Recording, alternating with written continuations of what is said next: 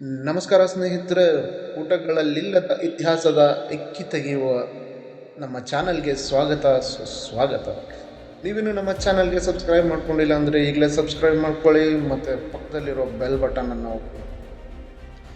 ಇವತ್ತು ನಾನು ನಿಮಗೆ ಪರಿಚಯ ಮಾಡಬೇಕು ಅಂದ್ಕೊಂಡಿರೋದು ಒಂದು ಸಣ್ಣ ಊರಿನ ಬಗ್ಗೆ.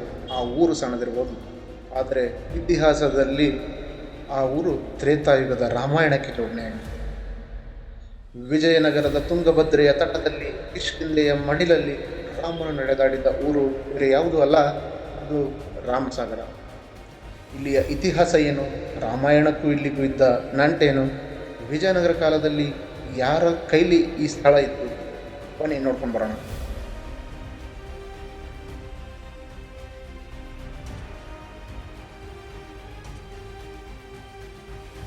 ಒಂದು ಸಣ್ಣ ಗ್ರಾಮ, ಆದರೆ ಸಾವಿರಾರು ವರ್ಷಗಳ ಕಥೆಯನ್ನು ತನ್ನ ಮಡಿಲೊಳಗೆ ಅಡಗಿಸಿಕೊಂಡಿದೆ.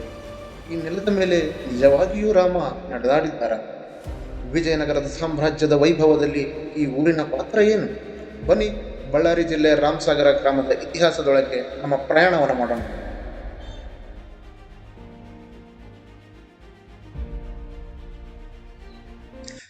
ಸಾಮಾನ್ಯವಾಗಿ ನೋಡಿದರೆ ಇದು ಒಂದು ಹಳ್ಳಿ ಅಷ್ಟೇ, ಆದರೆ ಈ ಮಣ್ಣಿನ ಇತಿಹಾಸದ ಕೆಳಗೆ ಅಥವಾ ಮಣ್ಣಿನ ಕೆಳಗೆ ಒಂದು ಇತಿಹಾಸವೇ ಇದೆ.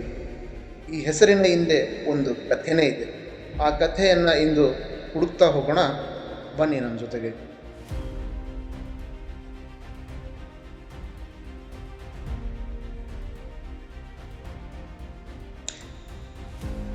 ಮೊದಲು ಈ ಊರಿನ ಹೆಸರು ಹೇಗೆ ಬಂತು ಅಂತ ತಿಳ್ಕೊಂಡು ಬರೋಣ.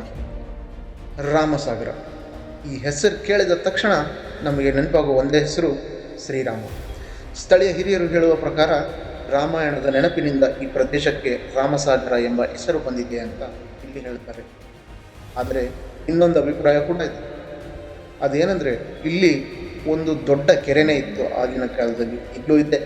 ಆದ್ದರಿಂದ ಇದ್ರದ ಸಾಗರ ಎಂಬ ಪದ ಬಂದಿರಬಹುದು ಅಂತ ಹೇಳ್ತಾರೆ. ನಿಖರವಾಗಿ ಯಾವುದೇ ಸರಿ ಯಾವುದು ತಪ್ಪು ಅಂತ ಹೇಳುವ ದಾಖಲೆಗಳಿಲ್ಲ. ಆದರೆ ಒಂದು ಊರಿನ ಹಿಂದೆ ಇಂತಹ ಕಥೆಗಳು ಇರುವುದು ಕೂಡ ಅದರ ಇತಿಹಾಸದ ಒಂದು ಭಾಗವೇ ಆಗಿರುತ್ತದೆ.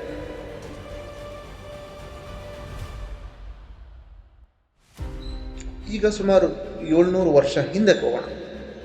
ವಿಜಯನಗರ ಸಾಮ್ರಾಜ್ಯದ ಕಾಲ. ಹಂಪಿ ಆಗ ಭಾರತದ ಅತ್ಯಂತ ಶ್ರೀಮಂತ ನಗರಗಳಲ್ಲಿ ಒಂದು. ಆದರೆ ಒಂದು ದೊಡ್ಡ ರಾಜಧಾನಿ ಬೆಳೆಯಬೇಕಾದರೆ ಅದರ ಸುತ್ತಮುತ್ತಲಿನ ಗ್ರಾಮಗಳು ಬಲವಾಗಿರಬೇಕು. ರಾಮಸಾಗರದಂಥ ಗ್ರಾಮಗಳು ಅಂದಿನ ಕಾಲದಲ್ಲಿ ಕೃಷಿಗಳನ್ನು ಮಾಡ್ತಾ ಇದ್ವು, ಕೆರೆಗಳನ್ನು ಕಟ್ತಾ ಇದ್ವು, ಧಾನ್ಯಗಳನ್ನು ಬೆಳೀತಾ ಇದ್ವು, ಆಹಾರವನ್ನು ರಾಜಧಾನಿಗೆ ತಲುಪಿಸ್ತಾ ಇದ್ವು. ಇಲ್ಲೇ ನೀರಾವರಿ ವ್ಯವಸ್ಥೆ, ವಿಜಯನಗರದ ಇಂಜಿನಿಯರಿಂಗ್ ಎಷ್ಟು ಮುಂದುವರೆದಿತ್ತು ಅನ್ನೋ ಸಾಕ್ಷಿ ಇದೆ. ನೀವೆಲ್ಲ ನೋಡ್ಬೋದು.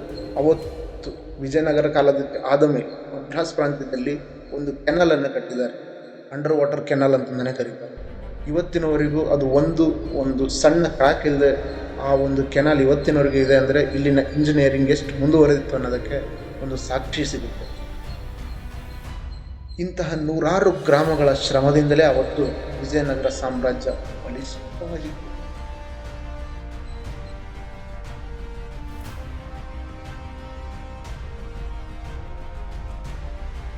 ಇಂದು ಅದೇ ರಾಮಸಾಗರ ಗ್ರಾಮ ಒಂದು ಶಾಂತವಾದ ಗ್ರಾಮ ಎಂದೇ ಹೆಸರುವಾಸಿಯಾಗಿದೆ. ಆದರೆ ಅದರ ಮಣ್ಣಿನಲ್ಲಿ ಇತಿಹಾಸ ಮಲಗಿದೆ. ಇಲ್ಲಿಯ ಜನರು ಇಂದಿಗೂ ಈ ಪರಂಪರೆಯನ್ನು ಉಳಿಸಿಕೊಂಡಿದ್ದಾರೆ. ಈ ಊರಿನ ಜನರನ್ನು ನೋಡಿದಾಗ ನಮಗೆ ಒಂದೇ ಒಂದು ವಿಷಯ ಅರ್ಥವಾಗುತ್ತೆ. ಇತಿಹಾಸ ಅಂದರೆ ಕೇವಲ ಅರಮನೆಗಳಿಂದಲ್ಲ, ಸಣ್ಣ ಸಣ್ಣ ಗ್ರಾಮಗಳು ಒಂದು ಸಾಮ್ರಾಜ್ಯವನ್ನು ಕಟ್ಟುತ್ತವೆ. ರಾಮಸಾಗರ ಒಂದು ಹೆಸರು ಮಾತ್ರ ಅಲ್ಲ, ಇದು ಜನಪದ ಕಥೆ, ರಾಮಾಯಣದ ನೆನಪು, ವಿಜಯನಗರದ ಸಾಮ್ರಾಜ್ಯದ ಗತವೈಭವ. ಹೆಮ್ಮೆಯ ವಿಷಯ ಏನಂದರೆ, ನಾನು ಅದೇ ಗ್ರಾಮದಲ್ಲಿ ಹುಟ್ಟಿ ಬೆಳೆದಿರುವುದು.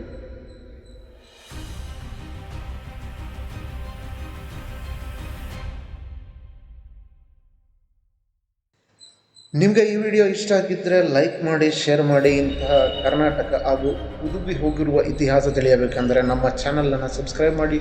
ಮುಂದಿನ ವಿಡಿಯೋದಲ್ಲಿ ಮತ್ತೊಂದು ಅಪರೂಪದ ಸ್ಥಳದ ಇತಿಹಾಸದೊಂದಿಗೆ ಮತ್ತೆ ಭೇಟಿಯಾಗೋಣ. ಧನ್ಯವಾದಗಳು. ಜೈ ಹಿಂದ್.